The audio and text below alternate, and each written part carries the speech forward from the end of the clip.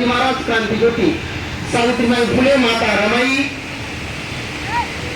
सयाजीराव गायकवाड साहेब, सर्वच महामानवांना विनम्र अभिवादन करतो. सर्वप्रथम मला या ठिकाणी धम्मदीप रमाई प्रतिष्ठान या संस्थेने या ठिकाणी आमंत्रित केलं त्याबद्दल त्यांचे धन्यवाद व्यक्त करतो. आणि आजच्या या निमित्ताने मला जो दिलेला विषय आहे भारतीय संविधानातील महिलांचे हक्क अधिकार आणि भारतीय संविधानासमोरील आजची आव्हाने या संदर्भात बोलत असताना मी अतिशय कमी वेळेमध्ये मोजक्या शब्दामध्ये बोलण्याचा प्रयत्न करेन आणि कार्यक्रमाचा वेळ वाचवण्याचा प्रयत्न करेन. तर आज आपण आम्हाला सर्वांना माहित आहे डॉक्टर बाबासाहेब आंबेडकरांनी या देशाला हिंदू कोड बिल देण्यासाठी स्वतःच्या मंत्रिपदाचा राजीनामा दिला. कारण पहिल्या वेळेला हिंदू कोड बिल मंजूर झालं नाही, दुसऱ्या वेळेला हिंदू कोड बिल मंजूर झालं. परंतु हिंदू कोड बिल हे फक्त बौद्ध महिलांसाठी म्हणजे एससी समाजाच्या महिलांसाठी, ओबीसी समाजाच्या महिलांसाठी होतं का? तर त्याच हिंदू कोड बिलांनी सर्व समस्त भारतीय महिलांना आपले न्याय हक्क अधिकार त्याच्यामध्ये घालून दिलेले आहेत आणि त्या आज उपभोग घेत आहेत. भारतीय संविधान लिहित असताना डॉक्टर बाबासाहेब आंबेडकरांनी महिलांच्या हक्कांची तजवीज या भारतीय संविधानामध्ये केलेली आहे. म्हणून तर आज आपल्या भारतीय महिला त्यांच्यावरती कौटुंबिक हिंसा झाली असेल, अन्य अत्याचार झाला असेल किंवा एखाद्याला घटस्फोट पाहिजे असेल किंवा एखाद्याला पोटगीचा अधिकार पोटगी हवी असेल तर आपण कोर्टामध्ये जी काही फाईल दाखल करतो, न्याय मागतो, तो भारतीय संविधानाच्या तरतुदीमुळेच आपण या भारतीय महिलांना न्याय मिळत आहे. किंवा वडिलांच्या किंवा पतीच्या संपत्तीमध्ये समान वाटा असेल किंवा घराच्या किंवा शेतीच्या जमिनीमध्ये अधिकार हक्कामध्ये तिच्या नावाची नोंदणी असेल, हे हक्क आणि अधिकार महिलांना, संपूर्ण भारतीय महिलांना भारतीय संविधानामुळे अर्थात डॉक्टर बाबासाहेब आंबेडकरांच्या मुळे मिळालेली आहे. याची जाणीव प्रत्येक भारतीय समाजाच्या प्रत्येक महिलेला आणि समाजाला होणे गरजेचे आहे. पण दुर्दैवाने त्याची कुणी चर्चा करत नाही आणि या ठिकाणी चर्चा देखील होत नाही आणि आपण वाचन सुद्धा करत नाही. आणि बाबासाहेबांना एका जातीपुरतं, एका वर्गापुरतं, एका समूहापुरतं जाणीवपूर्वक स्मित केलं जातं. ते स्मित केलेलं जे कोण म्हणजे त्यांना बंदिस्त केलेल्या जातीमध्ये या जातीच्या भिंती तुम्हाला आणि आम्हाला या जयंतीच्या माध्यमातून पाडायच्या आहेत. आणि सर्व डॉक्टर बाबासाहेब आंबेडकर कसे होते, कामगारांच्या कल्याणासाठी डॉक्टर बाबासाहेब आंबेडकरांनी काय काय केलं. एका कामगार महिलेला खाण्यामध्ये बरोबर नातेला जेव्हा जिथं अपुरा ऑक्सिजन मिळतो त्या ठिकाणी काम करण्याची वेळ होती आणि त्या ठिकाणी डॉक्टर बाबासाहेब आंबेडकर व्हिजिट करतात.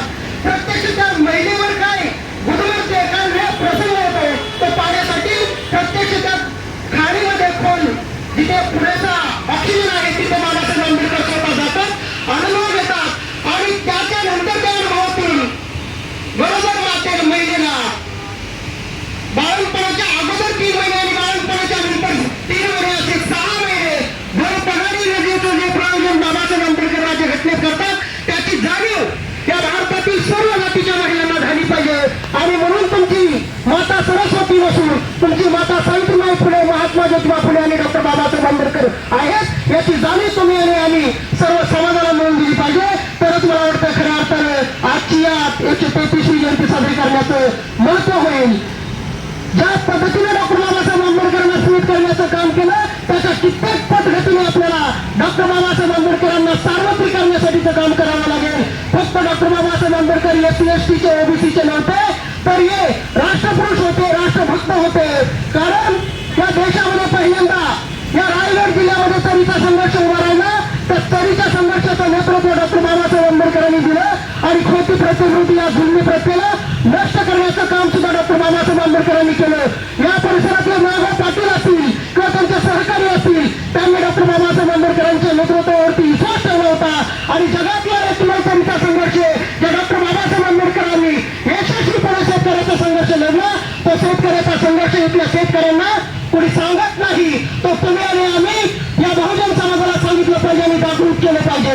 एवढंच नाही तर शेतीचं ध्येय आणि धोरण विचार करत असताना शेतीला पुरेशी वीज आणि पाणी मिळालं पाहिजे याचा विचार करत असताना आणि सिंचनाचा प्रश्न मार्गी सुटला पाहिजे याचा विचार करत असताना डॉक्टर बाबासाहेब आंबेडकरांनी दारोदार हेली प्रकल्प असेल किंवा भाकरा नांगरा धरण प्रकल्प असेल किंवा नदीजोड प्रकल्प असेल हा नेमका काय होता हा तुम्ही आणि आम्ही विविध व्याख्यानाच्या माध्यमातून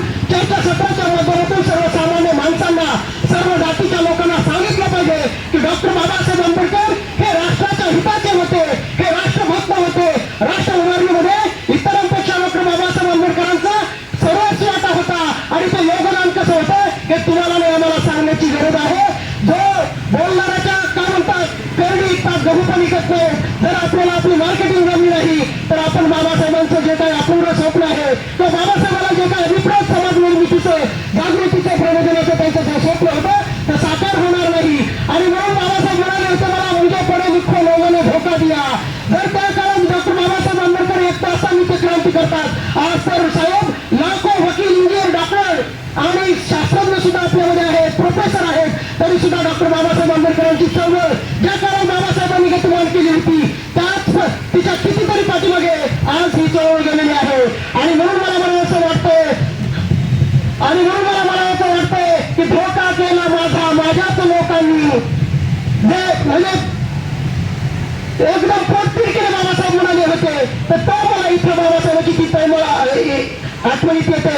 आणि म्हणून बाबासाहेबांचं येत्या काळामध्ये जर आपल्याला स्वप्न साकार करायचं असेल तर माव मार कामार कुंभार ढोरी ताळी माळी साळी किंवा नवर होला भील पारदी काहीकडे डोंगरी गोसावीला या सर्व भटकन मुक्तापर्यंत डॉक्टर बाबासाहेब आंबेडकरांचा विचार तुम्हाला आणि आम्हाला पोहोचावा लागेल.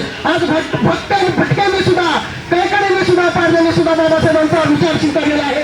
अनेक पारधी समाजातल्या महिला अनेक पारधी समाजातले कार्यकर्ते बाबासाहेब आंबेडकरांचा विचार स्वीकारून कालापर्यंत काम करतात. ते काम तुम्हाला आणि आम्हाला करावं लागेल. जो बोध आहे त्यालाच आपण प्रवचन देण्यापेक्षा त्यालाच पुन्हा पुन्हा जाऊन जमीन घालण्यापेक्षा या झोपडीमध्ये असलेला जो वंचित समाज आहे जो दुर्लक्षित समाज आहे त्या समाजाला या समूहामध्ये आणावं लागेल. आणि दुसरी गोष्ट मी सांगत असताना या ठिकाणी सांगेल की भारतीय संविधानासमोरून जर आज आपण पाहिलं तर खरंच मोठं संकट निर्माण झालेलं आहे. मनसुडे सर मी सकाळी एका महाविद्यालयामध्ये प्रवचनाला गेलो 8 वाजता.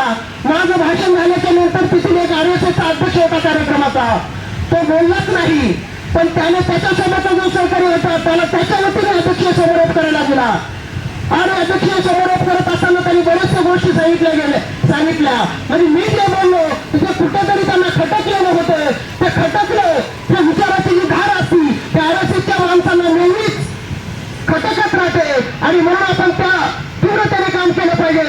आज आपण पाहतोय की बाबासाहेबांच्या विचाराचे 4 तुकडे झालेले आहेत. RSS बीजेपीच्या सुद्धा रॅलीमध्ये किंवा सणामध्ये निळा झेंडा लागलेला असतो. काँग्रेस आणि राष्ट्रवादीच्या किंवा कम्युनिस्टच्या रॅली सुद्धा बाबासाहेबांचा निळा झेंडा लागलेला असतो. आणि म्हणून बाबासाहेब म्हणाले होते ते खरं आहे की म्हणजे पढे लिखे लोकांनी धोका दिला. आमचा विचार एक नाही आहे, आमचा झेंडा एक नाही आहे. आणि म्हणून अशा परिस्थितीमध्ये आम्हीच आमचे कारणीभूत आहोत त्या संविधानासमोर मोठा आव्हान उभा राहिलेला आहे. थोडक्यात सांगतो दिल्लीचे घटनात्मक जे पद आहे मुख्यमंत्री पद कुठलेही राजकीय बोलत नाही परंतु एक हुकुमशाही आणि एकाधिकारशाही या देशामध्ये 2019 पासून आलेली आहे. घटनेला सांगायचं की अजिबात कोणी धोका लावू शकत नाही. घटनेचं बेसिक स्ट्रक्चर इतकं मजबूत आहे की ते कोणी बदलू शकत नाही असं म्हणायचं. घटना जशी आहे तशीच ठेवायची, वेळोवेळी म्हणजे त्याच्यामध्ये सुधारणा करायच्या आणि घटना निकामी कशी करेल म्हणजे कमकुवत कशी करेल असे प्रयत्न करायचे. एका घटनात्मक पदावर राहणाऱ्याला सुद्धा अचानक जेलमध्ये टाकावं लागतं. म्हणजे अनेक जे काही सामाजिक कार्यकर्ते आहेत त्यांच्यावर दबाव आणला जातो. तटस्थ भूमिका करणाऱ्या पत्रकारावर सुद्धा टाच आणलं जातं, त्यांच्यावर सुद्धा बंधनं लादली जातात, त्यांना सुद्धा धमकी दिल्या जाते. म्हणजे असे अनेक प्रकरणं तुम्हाला आम्हाला शेतकऱ्यांचं जे आंदोलन दिल्लीमध्ये पेटलं त्या आंदोलनाला सुद्धा चिरडण्याची वेळ येते या सरकारवरती येते. म्हणजे आंदोलन शेतकऱ्याच्या बाजूचं हे सरकार नाही, सरकार कुणाचंही असो, सरकार प्रस्थापित झालं की ते जुळणे होतं, हुकुमशाही होतं हे आपण अनुभवलेलं आहे. शेतकऱ्याचं आंदोलन असो, मुस्लिम समाजाच्या महिलांचं शाहीनबागेतलं आंदोलन असो, चिरडण्याचा प्रयत्न केला जातो. इथे कम्युनिस्टांच्या शेतकऱ्यांचा आंदोलनाचा प्रश्न असो तो चिरडला जातो. म्हणून घटनेचं आव्हान घटना संकटात आहे. आर्थिक सल्लागार असणारे मोदीचे विवेक देबोरा नावाचे जे काही चांगले अभ्यासक आहेत ते म्हणतात की येणाऱ्या 2047 पर्यंत आम्हाला नव्या संविधानाची गरज आहे. तर हेमंत हेगडे नावाचा खासदार बीजेपीचा तो सुद्धा म्हणतो संविधान बदलण्याची गरज आहे. आणि तुम्ही आम्ही गल्लीमध्ये भाषण करताना म्हणतो की संविधानाला कोणी हात लावू शकत नाही. म्हणजे संविधानाचं कवर तसंच ठेवायचं आहे पण संविधानाचा आत्मा काढून घ्यायचा आहे. याचाच अर्थ संविधान हे धोक्यात आणलेलं आहे, संकटात सापडलेलं आहे. आणि संविधान जर संकटात सापडलेलं असताना आम्ही वेगवेगळ्या पदावर बाबासाहेबांच्या कार्यकर्तृत्वामुळे यश आराम करत असेल, गाडी बंगल्यामध्ये फिरत असेल तर त्या संविधानाला वाचवण्यासाठी संविधान यासाठी वाचवायचं की संविधान आम्हाला प्रोटेक्ट तर करतोच परंतु त्यांना वंचितांना उपेक्षित